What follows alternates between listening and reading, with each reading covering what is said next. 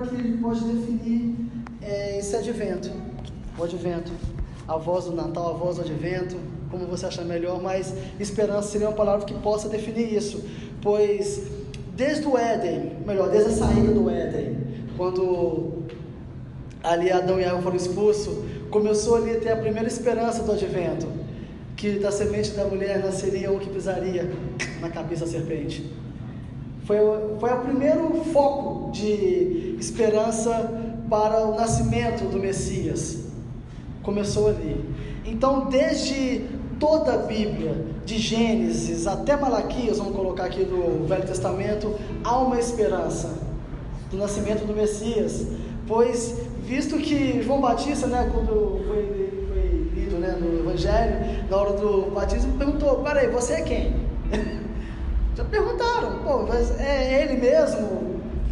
E eu creio que nessa esperança, na expectativa também, mais perto, até o próprio Satanás ficou também na expectativa do próprio nascimento. Imagina, quando Deus falou que da semente da mulher ia nascer um que ia pisar na cabeça da serpente, ele já ficou com medo, com insônia, até que Isaías deu um pouquinho de sono para ele e falou: não, vai ser uma virgem que vai conceber. Então cada criança que nascer imaginava: é esse?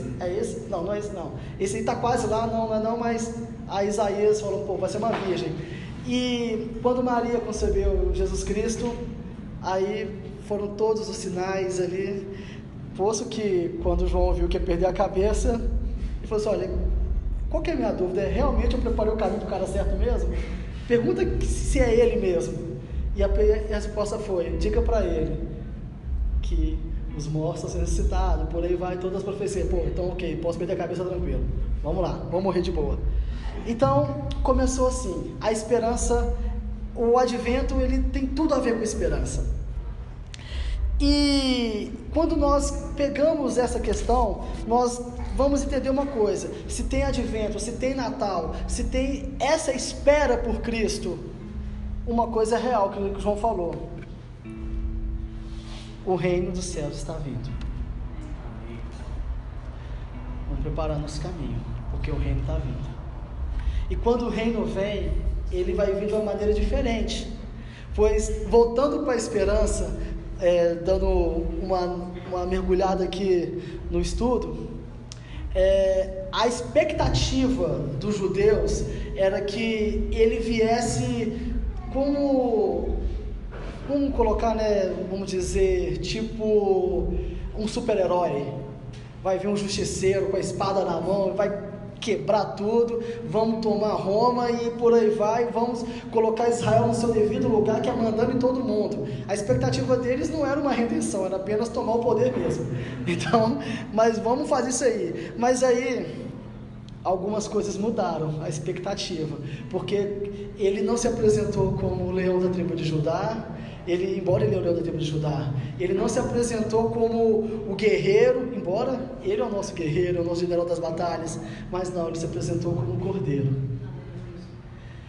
E essa foi a primeira frustração das mensagens que um judeu poderia imaginar, pois eles tinham essa expectativa de um herói, de um Messias, de um libertador, embora isso tudo, Jesus é isso tudo mesmo, do novo rei, mas quando ele se apresenta para um cordeiro, Jesus, tinha que ser um leão, pelo menos um cachorro, para poder morder, não, um cordeiro.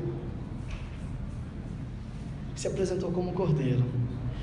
E o tapete do rei, só para fazer um parênteses aqui, bacana, eu e minha esposa estamos assistindo uma série chamada The Crown, que fala sobre a vida da rainha Elizabeth, e lá nós vemos toda aquela pompa para a rainha, para a monarquia, seguindo todos aqueles protocolos, que eu sou apaixonado com esse tipo de coisa. Eu amo monarquia, embora eu não sou quase embaixo por conta disso, mas eu tenho paixão por isso. Só que a pompa de Jesus Cristo foi completamente ao contrário. O tapete vermelho dele foi o sangue. A sua entronização foi a cruz. A sua coroa, ela não foi feita com pedras. Ela não foi uma coroação bonita com honra. Ela foi de espinho. O ápice da sua missão Não foi ele proclamar, aqui é meu. Não, foi o seu sacrifício. O reino de Deus é chegado, ele estabeleceu o reino dele pelo sacrifício. Não tem como falar de reino sem falar de cruz. Não tem como falar de esperança sem falar de cruz. Não tem como falar de advento sem falar de cruz. Não tem como falar de Natal sem falar de cruz. Não tem como falar de evangelho sem falar de cruz. Cruz é renúncia. Para os nossos irmãos romanos, que eles sempre, nós lembramos da cruz, vemos Cristo ali para poder lembrar que foi um sacrifício. Outra galera mais protestante vê a cruz vazia. Ok, a cruz está vazia, ela representa que Jesus, sim, ele ressuscitou, ele venceu a morte, mas também representa, ali é o seu lugar. Ali é o meu lugar. Não há como você entender que o reino está próximo sem você se imaginar na cruz, como Paulo fala, contigo eu fui crucificado. Sem como diz, esse momento pleno penitencial, de entender que nós somos pecadores.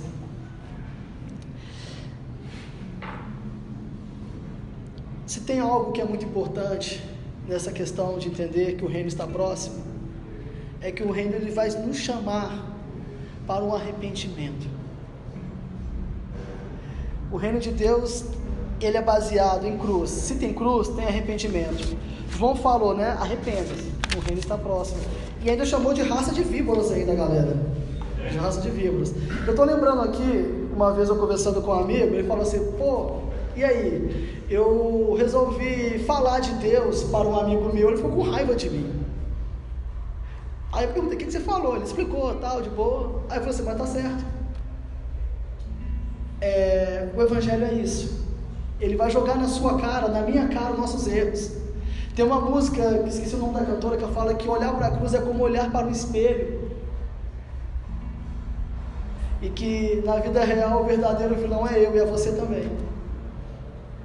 Pois se tem alguém culpado pelo sacrifício, é a gente.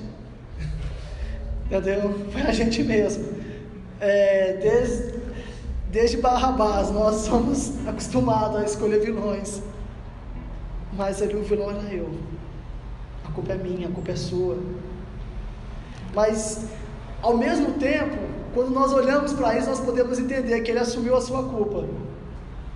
Ele que não tinha pecado, se fez pecado para que você fosse justificado por ele.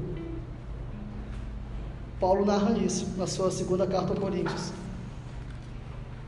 E quando você entende isso, que o reino está próximo e que você precisa se arrepender, isso é o sinal, é o primeiro sinal que eu falo da pessoa que ela é batizada pelo Espírito Santo.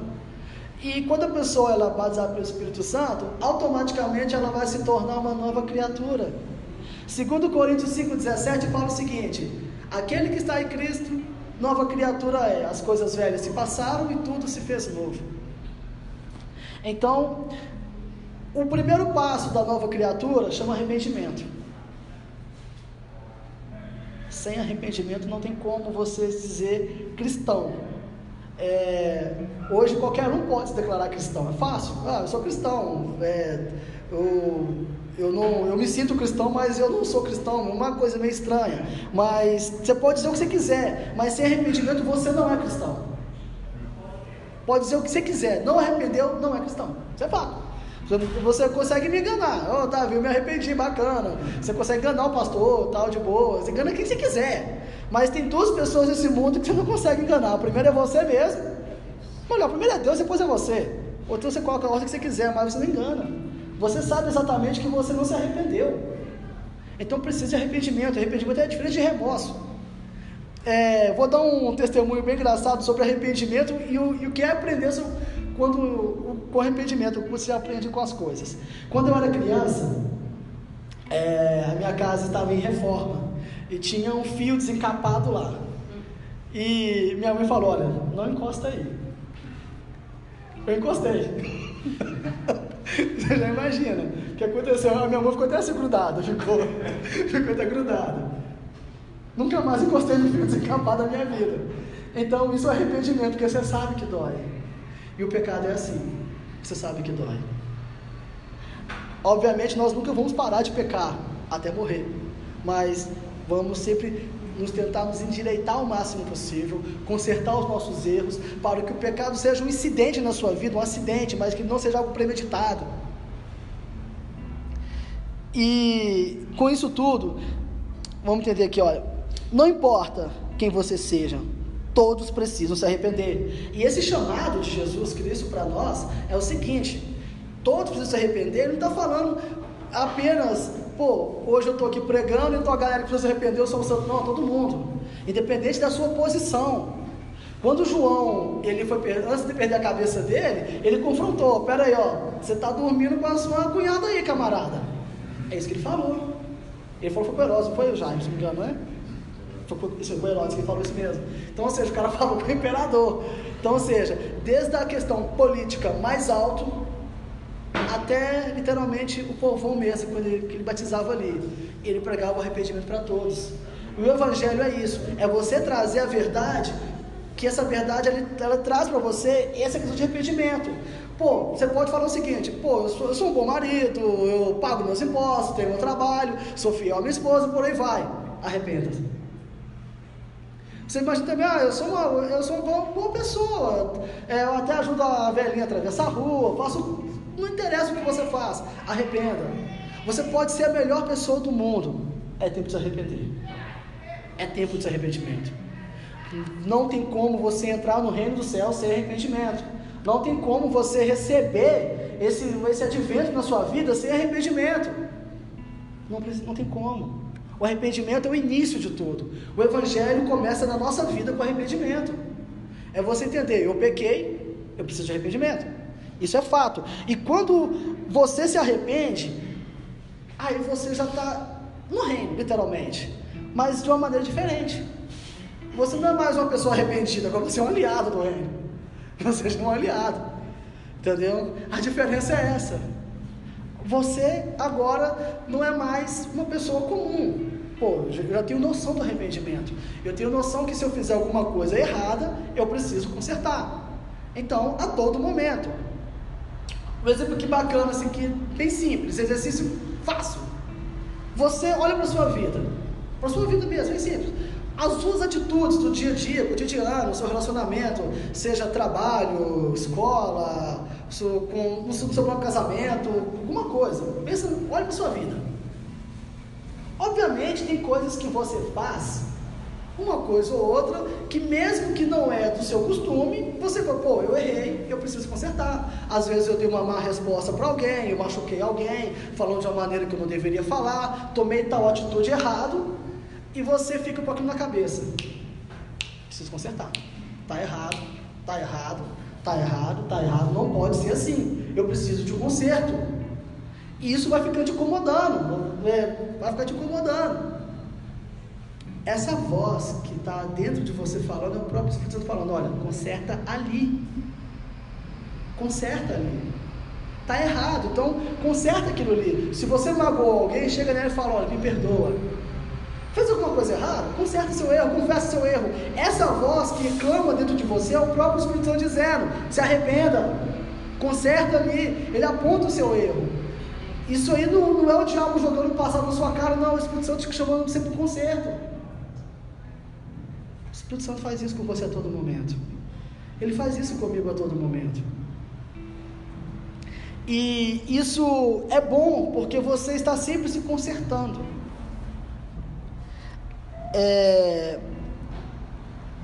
Vamos lá, queridos? E eram batizados no Rio Jordão, confessando os seus pecados. Confessa.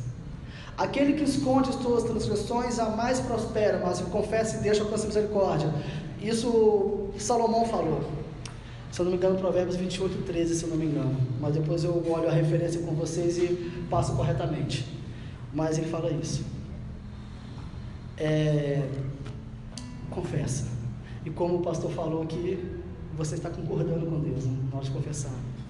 Concorde com aquilo que Deus pensa sobre você. Concorde, que é muito importante. E esse rito tomará posteriormente por uma porta de entrada para o reino dos céus, O sinal visível da aliança com Deus, com seus filhos. Um segundinho só. Vamos lá, meus queridos. E quando você começa a estar aliado com Deus, porque você agora já faz parte do reino dele para ser um aliado, você começa a ser um agente dele, de fato.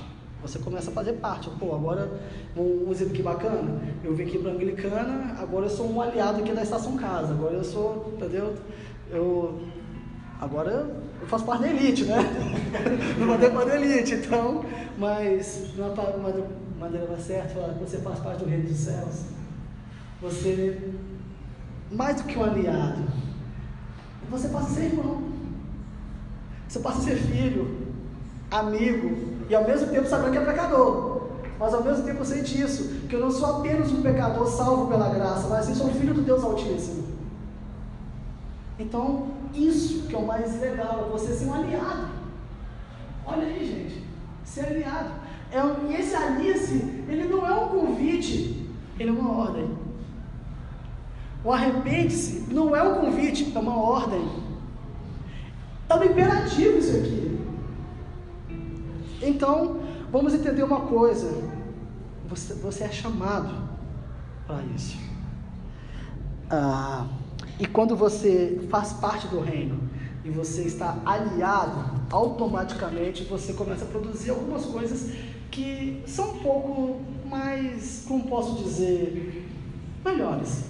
Você começa a produzir frutos. E Deus, ele chama você para frutificar. Está aqui, ó, frutifique. Tá até bonitinho o slide, né? Ficou. Quem criou foi o pastor Jair nesse slide. Dê mérito para ele, que eu com Canva não dou certo não.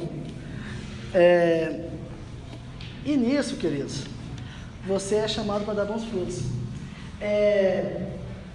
Antes, para eu não entrar muito e não enfatizar muito em coisas que não tem muito a ver, mas nós somos predestinados para dar bons frutos, a Bíblia fala disso. Não vou pregar calvinismo aqui para ficar de boa, mas é para os bons frutos, para as boas obras. E olha, produzir, pois, frutos dignos de arrependimento.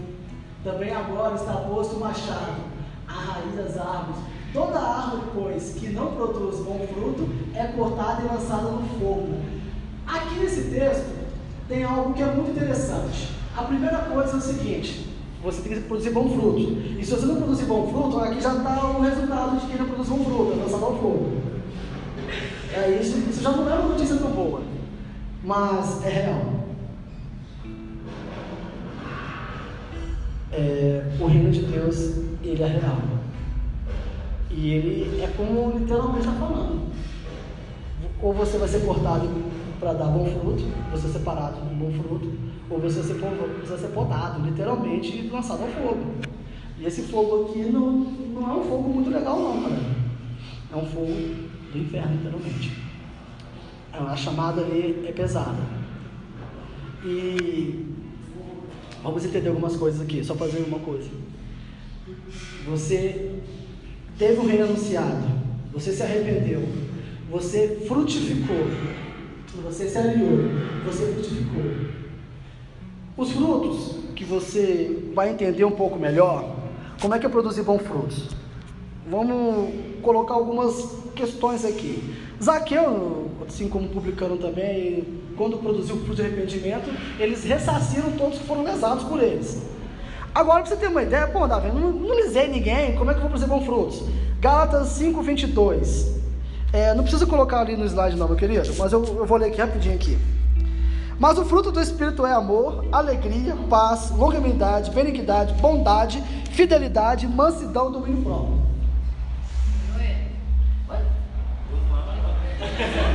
Já estava ali não, né? Que é isso aí? Esses caras estão bravos demais ali.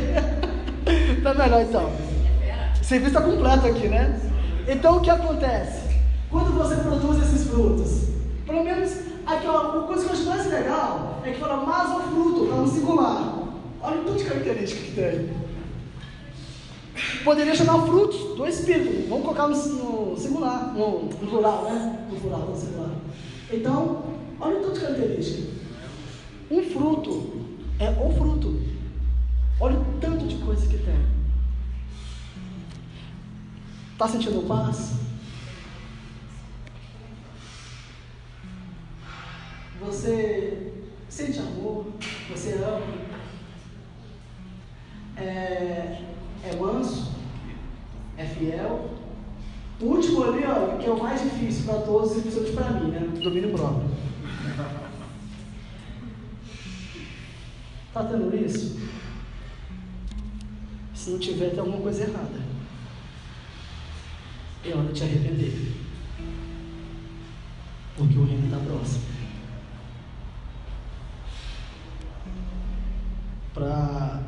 O sinal de quem está aliado é esse aqui. Está bem expressivo. Está claro e evidente que o sinal está ali. Ontem eu tive uma conversa com o pastor, um pouco sobre a mensagem. Depois fiquei mais um tempo ainda meditando. Minha esposa foi dormir, fiquei mais tempo ainda.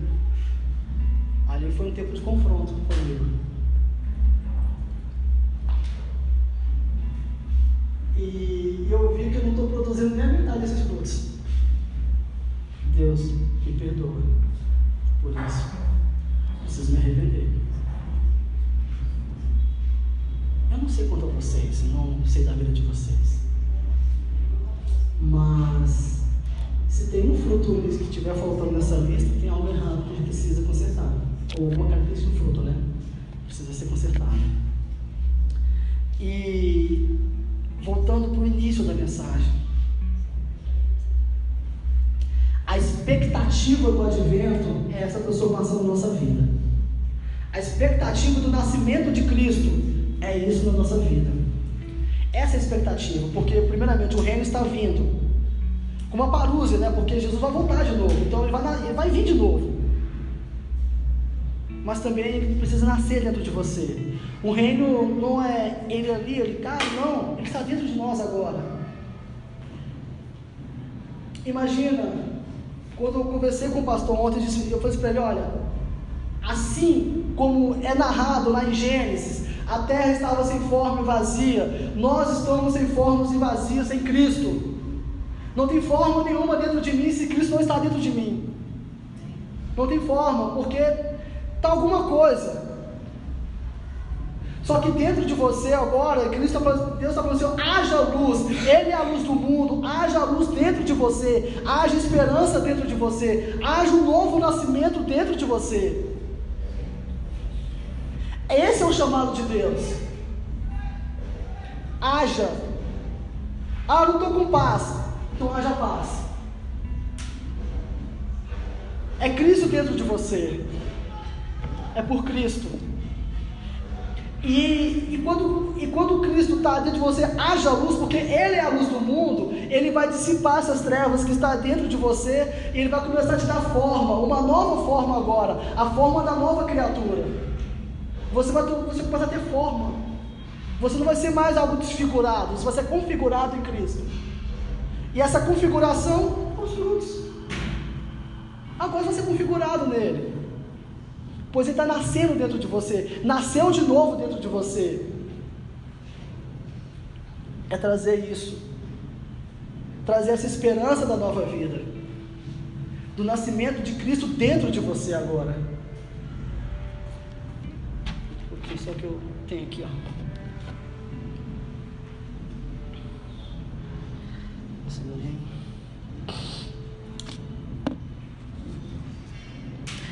Jesus nasceu dentro de nós. Emanuel. A palavra Emanuel, como o pastor brincou, mais Marco Feliciano, pegou a mensagem dele, que ele fala sobre Emanuel, que é um nome tripartido. Eu não sabia disso. Que é Emael, Deus dentro do barro, Deus dentro do homem, Deus dentro de nós. Isso é Emanuel, porque está Deus conosco. Deus está conosco. Dentro de você. E quando Ele está dentro de você, como eu falei que Ele vai dissipar as luzes, trazendo uma nova mente que teve o véu retirado dos nossos olhos. Pois das trevas, Ele disse que Ele ia resplandecer a luz das trevas que está dentro de nós. é fazer esse nascimento novamente. Tudo vem dele, tudo começa dele. Isso é tão harmônico que isso é, ao mesmo tempo, é escatológico, tem a ver com a salvação. O profeta Jonas já falou que a salvação pertence a Deus, Jonas 2,9 fala isso. Então tudo começa nele. Desde o haja luz, te dando forma. Você estava sem forma e vazio, agora você tem a forma de Cristo dentro de você. E agora você pode frutificar. Você tem tudo, você já tem um caminho, já está feito. Não há muita coisa a ser feita, a não ser uma coisa. Se você já faz parte do reino, ok, permaneça nele e frutifique. Se você não faz parte desse reino, eu te faço um convite agora, venha para ele. O reino está próximo. Quer entrar no reino? É fácil, se arrependa. E se você pensa, o que eu posso fazer? Às vezes tem pecado em nós que nós não sabemos que nós cometemos. O meu xará, o Davi da Bíblia, ele fala: Deus, tu me sondas e conhece. Esquadrilha meu coração, vê se há em mim algum caminho mau. Mostra para mim o meu pecado. Eu te falo uma coisa. Se tem uma pessoa que é fácil de mostrar pecado, é o próprio diabo. Então, você conhece os seus erros e vai mostrar para você. Mas ao mesmo tempo o Espírito Santo vai te revelar: olha, você errou aqui, mas meu filho está comigo. Está comigo. Talvez você, como filho pródigo, esqueceu de como que a casa do pai é boa. Então ele te faz um convite, porque ele se arrependeu e falou: pai, eu não sou digno de estar aqui na tua presença, mas me aceite. Às vezes você não sabe como fazer, mas pela fé, pela esperança, você pode. Eu sempre falo isso direto. Quer a resposta que você pode ser um aliado do reino, que você faz parte desse reino? É a coisa mais simples. Só levanta a mão aqui quem duvidar que o sacrifício não foi por você. Alguém tem certeza que o sacrifício não foi por você? Que você ficou fora desse ato de amor? Não? Então pronto. Porque essa revelação que o sacrifício foi por você, ela não é dada por carne. Ela não é dada pelo entendimento humano. Ela não é dada por nenhum tipo de ciência, mas sim pelo próprio Espírito Santo, que revela isso ao seu coração. Essa é a revelação dele. A revelação do Espírito Santo no seu coração, ela traz para você a noção que você precisa de arrependimento, que você precisa fazer parte do reino e que você precisa frutificar. Esse é o próprio Espírito Santo que fala isso. Ele não fala isso, você não consegue ouvir essa voz se você não fazer parte do reino. E o reino começou lá na eternidade, bem antes, bem antes de tudo, quando Deus ele falou: olha, bora escrever o livro aí. Escreveu seu nome lá. Ele não esqueceu disso. Amém, Jesus. Então começa ali. O reino já começou na eternidade. O reino começou antes que existisse espaço e tempo. Você já fazia parte desse reino. O plano perfeito de Deus, arquitetado por Deus, desde a eternidade até os dias de hoje, melhor, até a conclusão dos tempos ainda, a consumação dos tempos, você já fazia parte desse reino.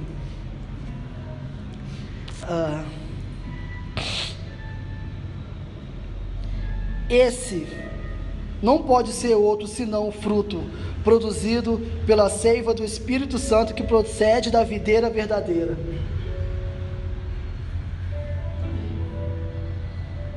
O fruto é para você. Que a minha oração por você hoje é que você receba esse entendimento que Jesus está voltando e que o reino é chegado.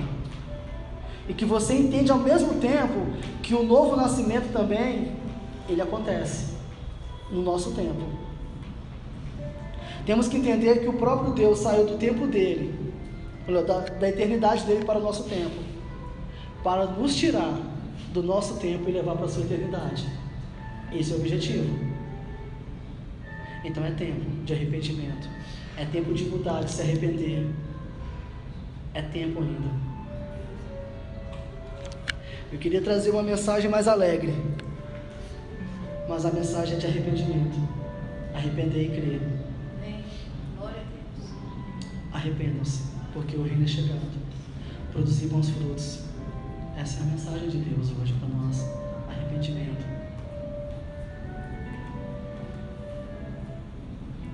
Feche seus olhos, queridos.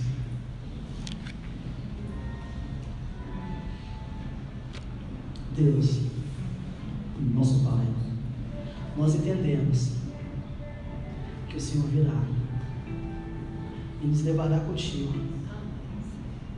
Mas até que esse dia chegue, Pai, nós temos que viver como estivéssemos esperando, Pai, nas vésperas da sua volta. Mas enquanto isso não aconteça, Pai, que o Natal dentro de nós seja real. Que o Senhor possa nascer todos os dias dentro dos nossos corações, no nosso entendimento, Pai. Para que a nova criatura seja real, ela seja evidente, ela seja física, resplandecente. E que quando nós olharmos, Pai, no espelho, podemos olhar Tua face refletida em nós, estampada em nós. Assim como os profetas, como os apóstolos, como os mártires, até os reformadores dos dias de hoje, Pai, nós ansiamos, Pai, ansiamos para a Tua volta, Deus. Esse anseio para a Tua volta.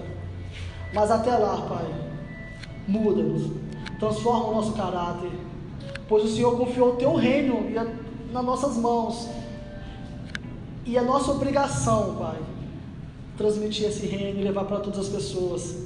Que nos perdoa pela nossa negligência, nos perdoa, Pai, porque às vezes nós fazemos aquilo que não era para ter feito. Nos perdoa porque, Pai, nós pecamos, e é tempo de se arrepender, Pai. Eu confesso meus pecados para Ti, Deus. Nos perdoa, Pai. Traga em nós, Pai, a restauração do novo nascimento. Restaura, Pai, a Tua imagem em nós, para que possamos ser, Pai, um testemunho vivo, uma carta viva para este mundo. E assim, Deus, que a nossa vida seja uma pregação. Amém.